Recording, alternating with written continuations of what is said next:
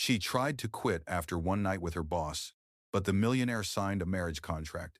Instead, hello everyone. Before we begin today's story, I have a small favor to ask. Please hit subscribe and turn on the notification bell so you never miss our channel's new videos. It is quick, free, and the best way to support us in bringing you more dramatic stories.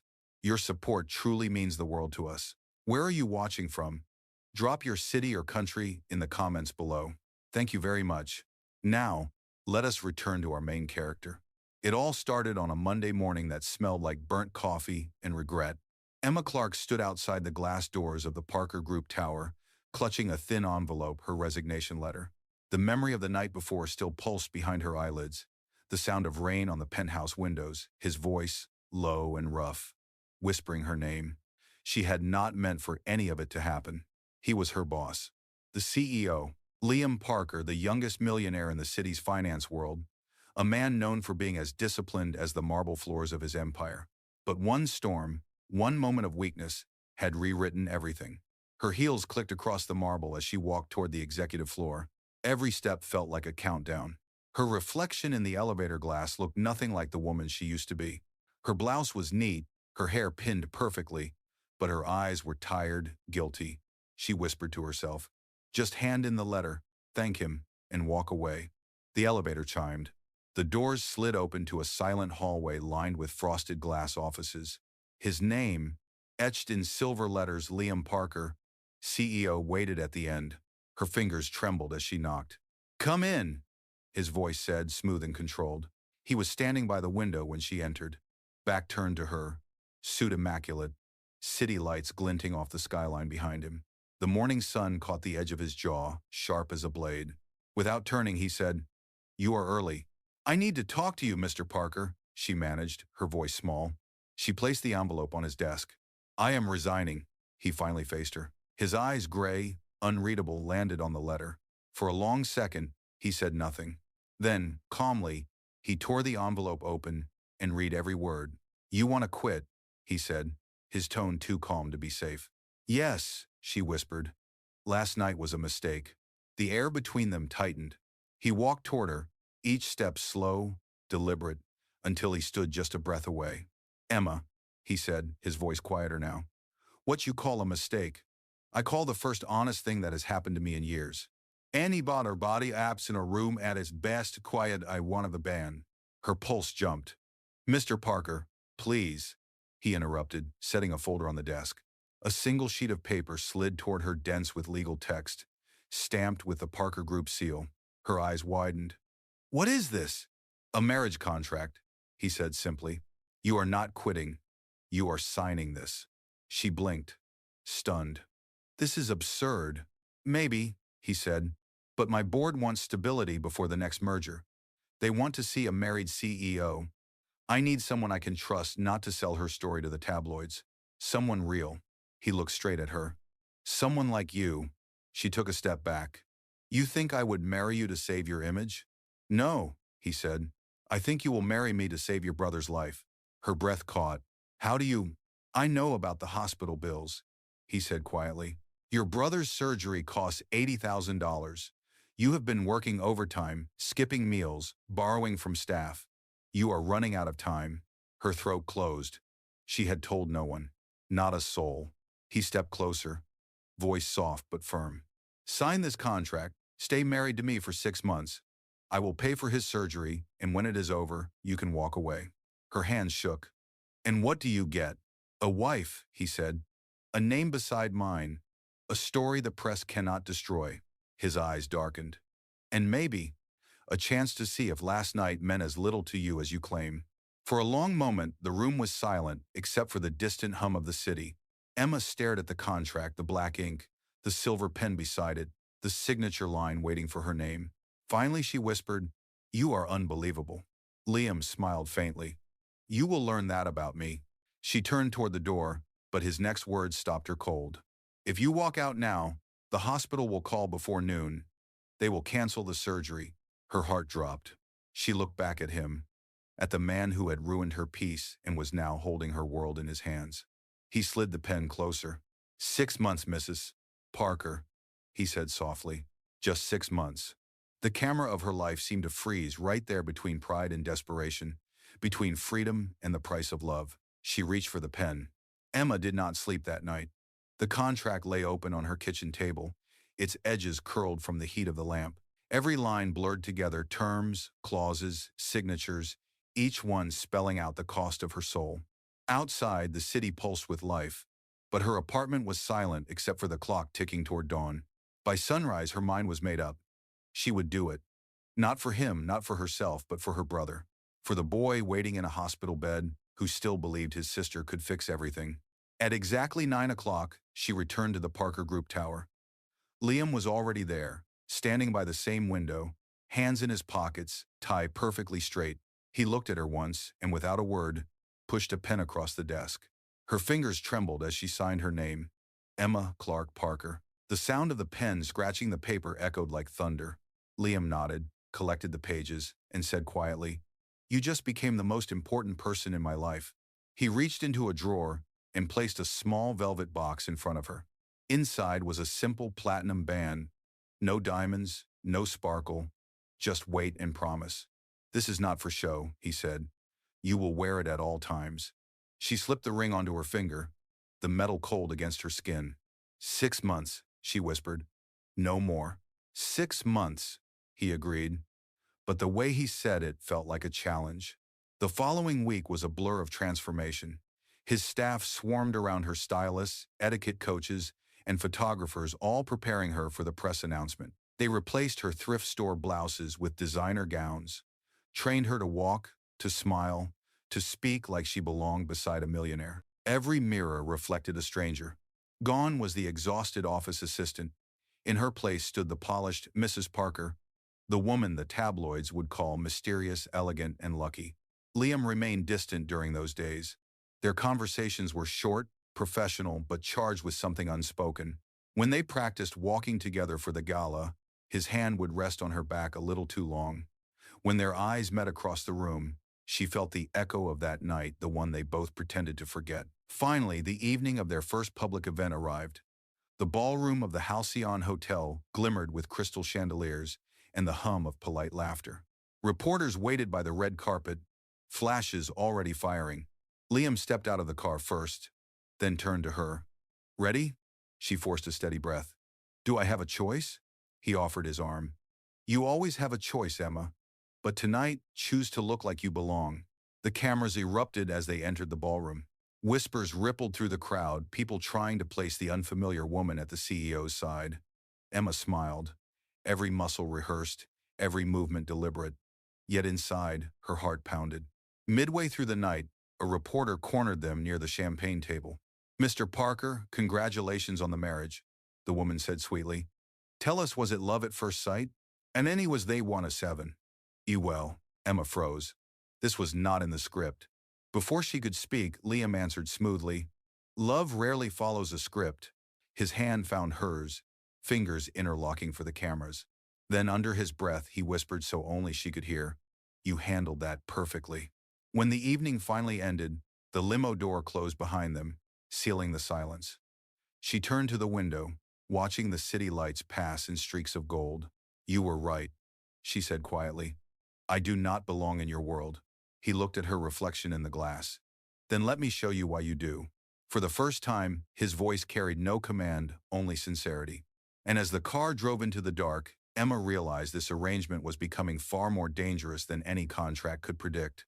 The morning after the gala, Emma woke in a bed that was too soft, in a room that did not belong to her. The Parker estate stretched like a museum, high ceilings, white marble floors, and windows that opened to manicured gardens.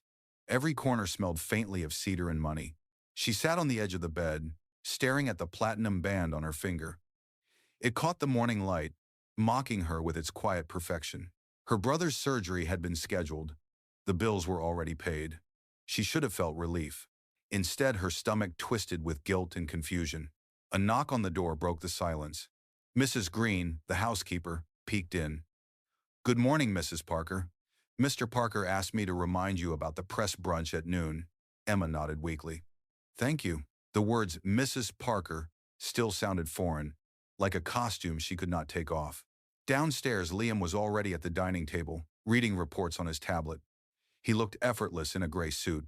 His tie loosened just enough to seem human. "Good morning," he said without looking up. "You handled yourself well last night."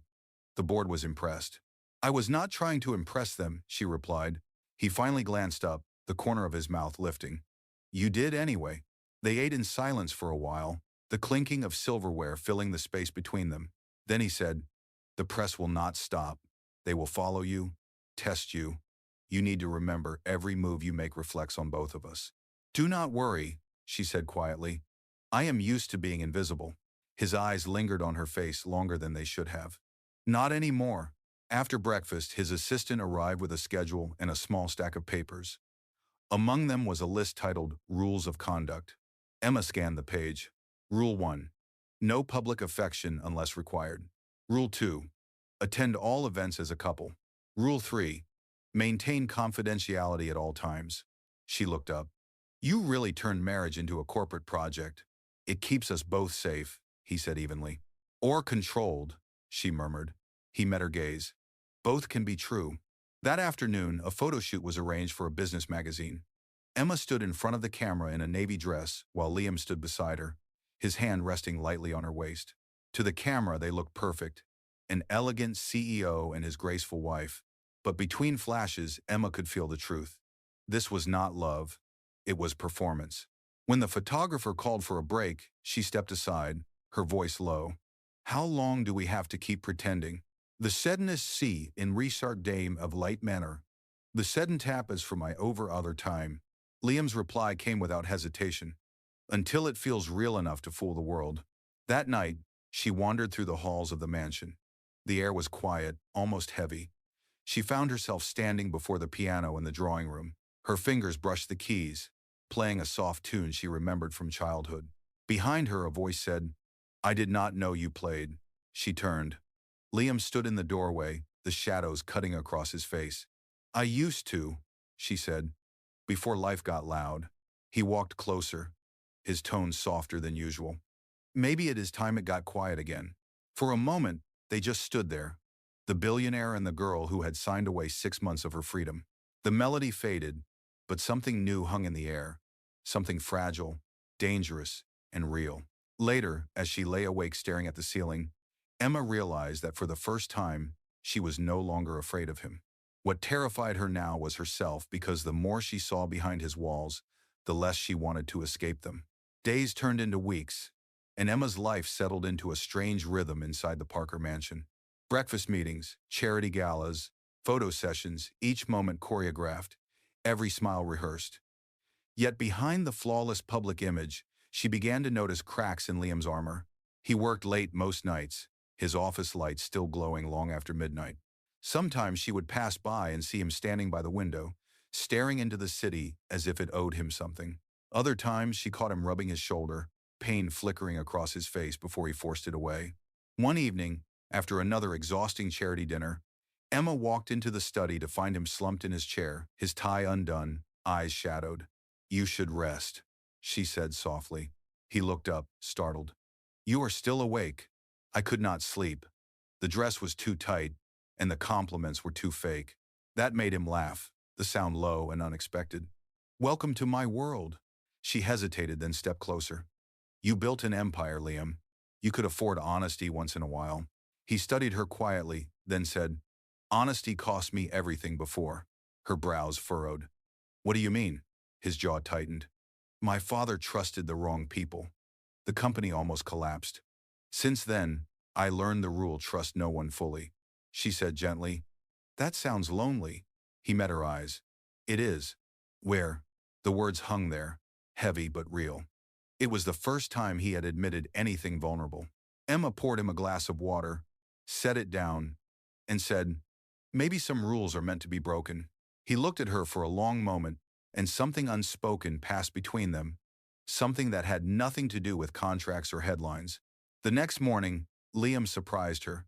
He appeared at the breakfast table in jeans and a simple gray sweater. "No meetings today," he announced. She blinked. "Are you sick?" "Taking a day off," he said. "I thought we could drive somewhere, away from all this."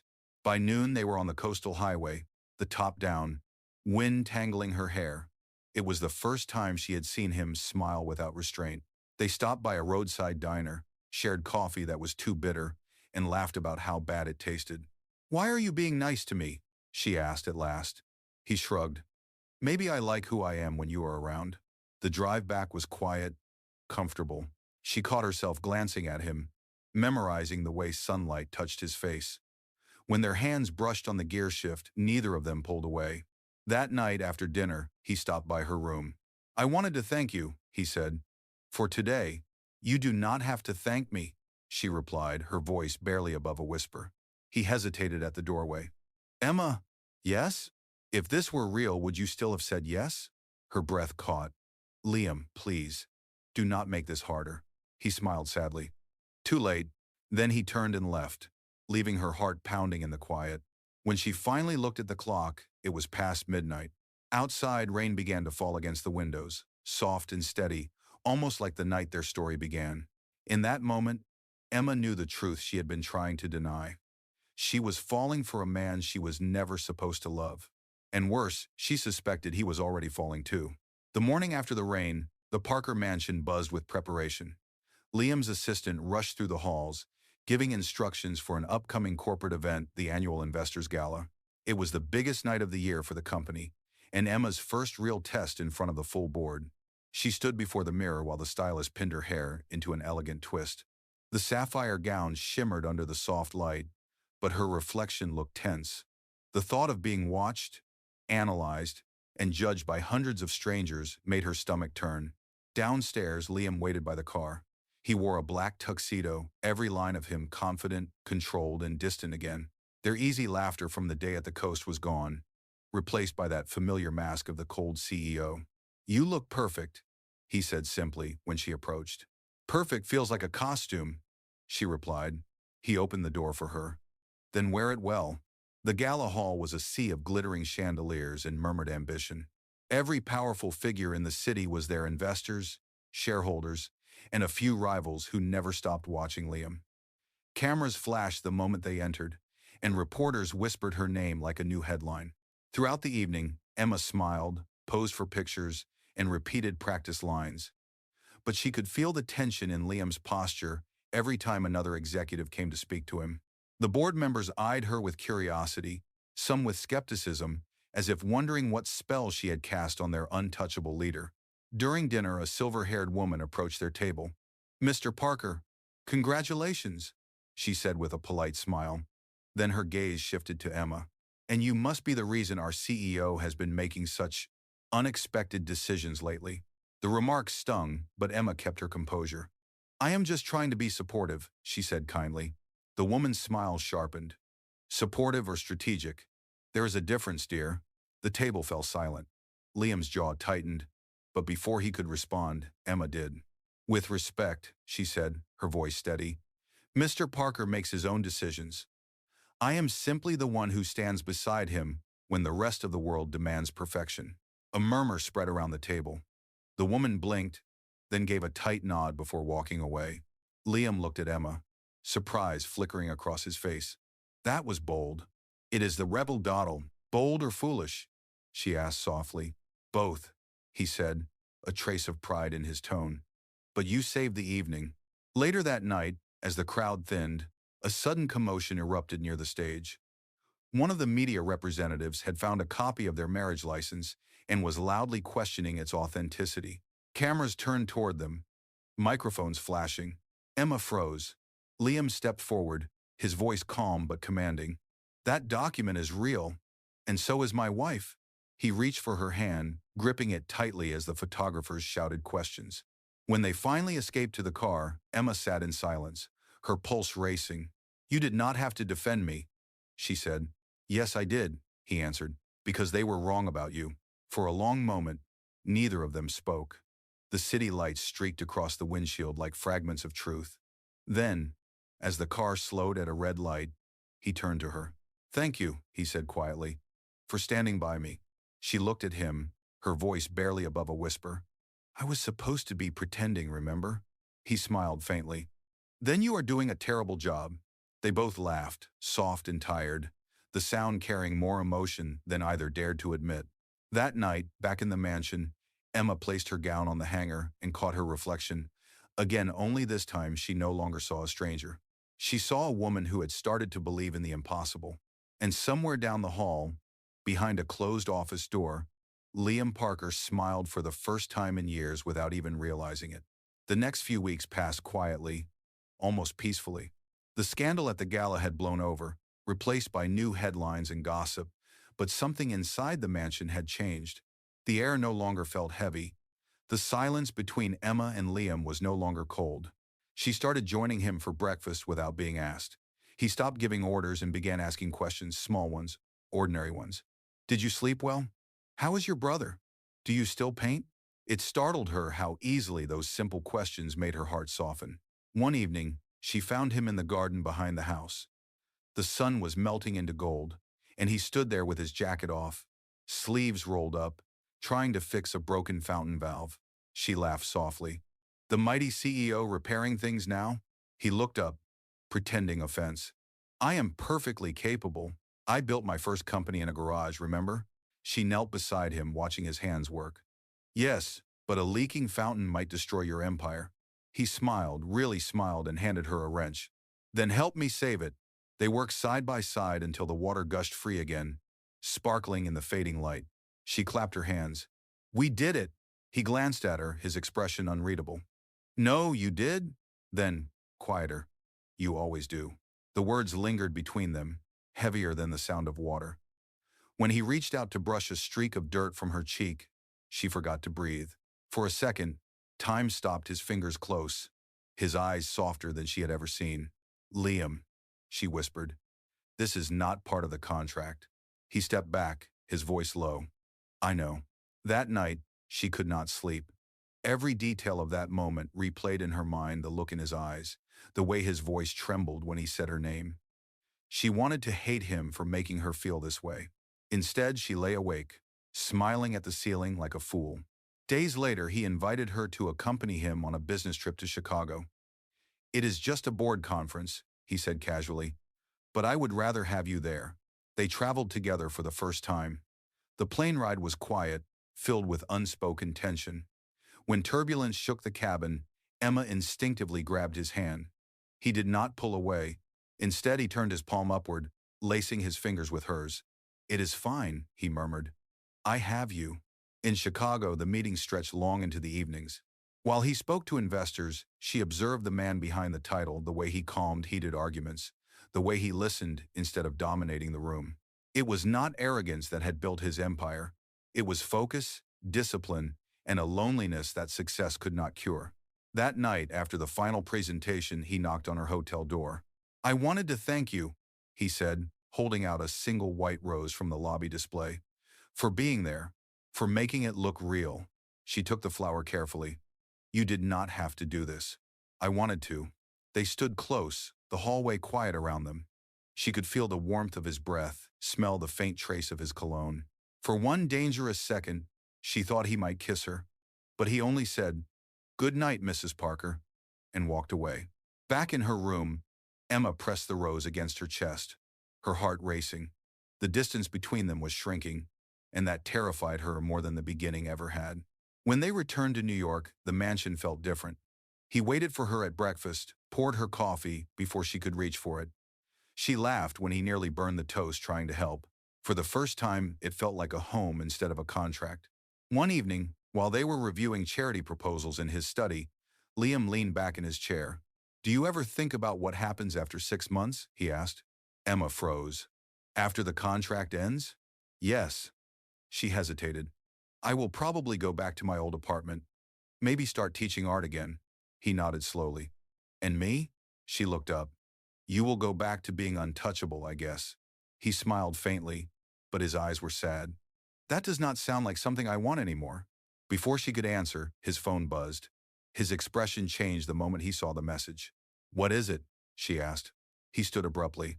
Nothing important, just business. But his tone was wrong. Cold again. Guarded. After he left the room, Emma glanced at the papers he had been reading. At the top of the page, in bold letters, she saw the name of a woman she had never heard before. Clara Whitmore, vice president of Global Holdings. The next morning he was gone before sunrise. No note, no call, only the echo of a slammed door. As she stood alone in the quiet dining room, the empty chair across from her seemed to whisper what she already feared. The peace they had built was fragile, and something or someone was about to break it. 2 days passed before Emma saw Liam again. The mansion felt colder, quieter, as if the walls themselves were waiting for something to happen. His absence left an ache she did not want to name. Every time she called his office, his assistant said, "Mr. Parker is in meetings." The same rehearsed tone that really meant, "Do not ask questions." On the third evening, she turned on the television and froze. The news anchor's voice echoed through the living room. "Rumors are spreading tonight about CEO Liam Parker and Vice President Clara Whitmore. Sources claim the two have been in private meetings overseas regarding a potential merger and possibly a rekindled relationship." Her stomach dropped. The camera showed a photo, Liam and Clara walking out of a hotel lobby, the flash of paparazzi catching his hand on the small of Clara's back. Emma turned off the screen, her pulse racing. It felt like all the air had been sucked out of the room. She tried to remind herself, "It is a contract marriage. You do not have the right to be jealous." But her heart did not listen. That night, when Liam finally came home, she was waiting for him in the study. He looked exhausted, his tie loosened, dark circles under his eyes. "Emma," he said quietly, "you should be asleep." She stood her ground. "Is it true? Were you with her?" He exhaled slowly, setting his briefcase down. "Clara and I were discussing business. That photo is misleading." "Then why did you not call? Why did I have to see it on the news?" "Because I did not think it mattered," he said, and immediately regretted it. Her voice trembled. "Not matter? You married me, Liam. Even if it was fake, it mattered to someone." He rubbed the bridge of his nose. "Emma, this entire situation exists because of appearances. I cannot explain every decision I make to the media or to you." She stared at him, hurt flashing across her face. "So that is what I am now? Just another appearance?" For the first time, his calm cracked. "You think this is easy for me? Every move I make is watched. Every word I say can destroy everything I built. I cannot afford emotions, Emma." Her voice broke. "Then why did you make me believe you had them?" Silence. The question hit harder than either expected. He looked at her, unable to answer. She turned away, her eyes burning. "Do not worry," she said quietly. "I understand now. The 6 months are almost over. You will not have to pretend much longer." She walked past him, the echo of her footsteps fading down the hall.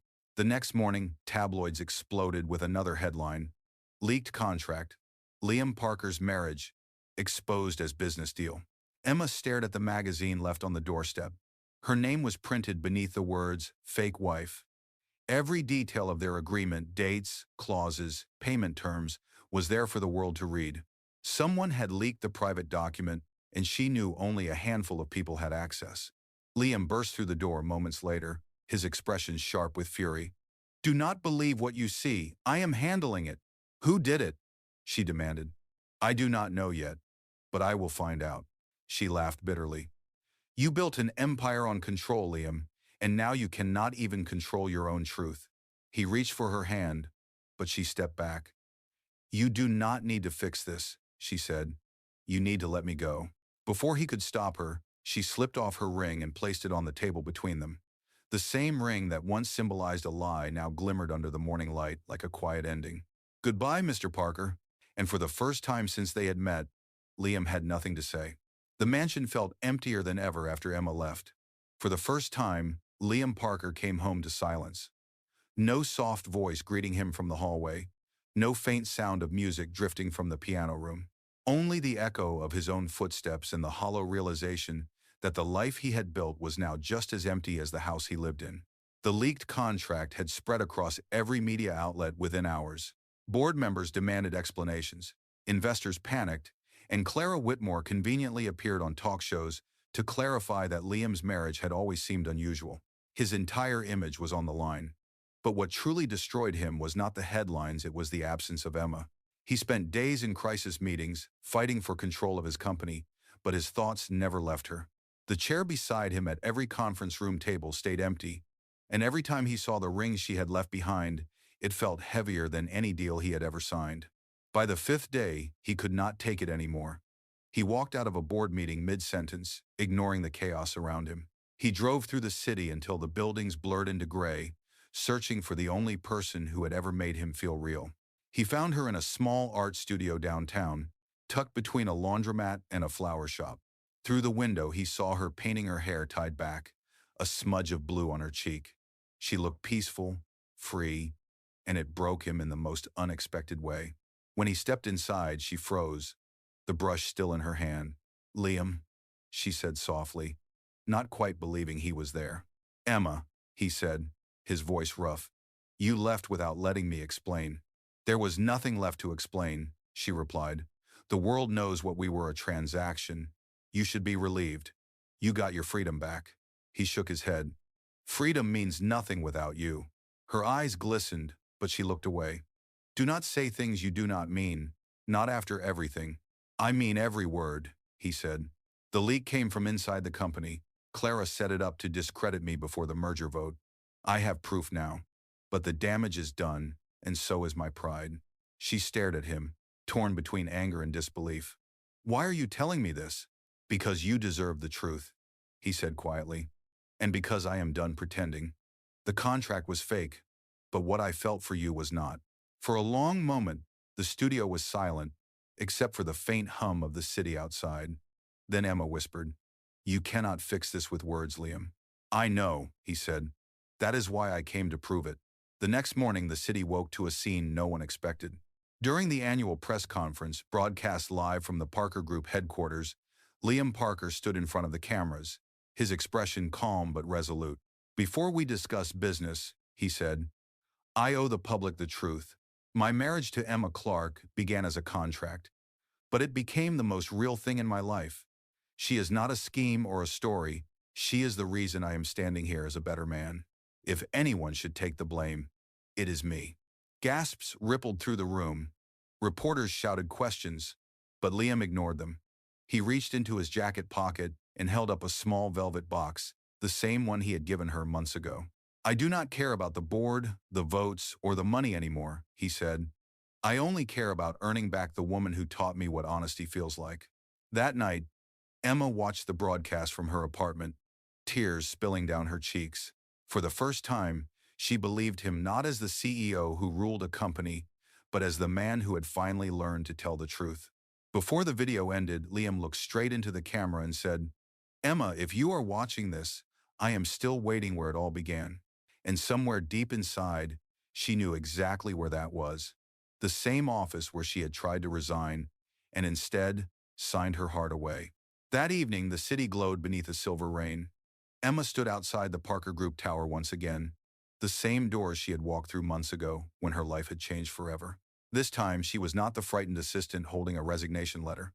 She was a woman who had found her voice and the courage to follow her heart. Inside, the building was quiet. The lobby lights reflected off the marble floors, and her footsteps echoed all the way to the elevator. She pressed the button for the top floor, her pulse steady but her mind racing. Every second that passed brought back memories of their first meeting, the night of the contract, the first smile that had not been scripted. When the elevator doors opened, Liam was there, standing by his desk exactly as he had been that first morning. The only difference now was his expression: no walls, no mask, just exhaustion and hope. For a moment, neither of them spoke. The sound of rain tapping against the glass filled the silence. Finally, he said, "You came." She nodded. "You said you would be waiting." He let out a shaky breath, almost a laugh. "I half expected you would not." "I almost didn't," she admitted. "But then I realized you were the only one who ever saw me as more than a mistake." He took a slow step toward her. "Emma, I cannot undo the damage I caused, but I can promise this: no more contracts, no conditions. Just honesty." Her voice trembled. "That is all I ever wanted." He reached into his pocket and pulled out the velvet box again. The same platinum band that once symbolized a lie now caught the soft light like a new beginning. "This was supposed to be part of an arrangement," he said quietly. "Now I want it to be a promise. No clauses, no signatures, only love." Her eyes filled with tears. "You really are terrible at keeping business and feelings separate. Is Actenimaro one of the presses?" He smiled, that rare, unguarded smile she had come to love. Maybe that is the best mistake I have ever made. He slipped the ring onto her finger once more, this time with no audience, no cameras, just the truth between them. Mrs. Parker, he said softly. For real this time? She looked up at him, her heart full. For real. He pulled her close, and for the first time, the world outside did not matter. The storm raged beyond the windows, but inside that office, everything was calm. Two people who had finally stopped pretending. Weeks later, headlines changed from scandal to redemption. CEO marries former assistant, a love story that defied the odds. Is not at a Baghdad a grow per day. But Emma no longer cared what the world said. She had returned to teaching art on weekends, and the Parker Foundation began funding hospitals and community studios under her direction. Liam often joined her quietly, wearing rolled-up sleeves and a smile that belonged only to her. One afternoon, while they painted together, she teased him. You know, I never got my severance pay from that resignation. He laughed. How about lifetime benefits instead? She leaned her head against his shoulder. That will do. Outside, the rain started again, the same way it had on the day they first met. Only now, it sounded like applause, a soft, endless rhythm for a love that had begun as a contract and ended as a promise written in the heart. And as Liam whispered her name, Emma realized that the story that once started with a signature would end not on paper, but with forever.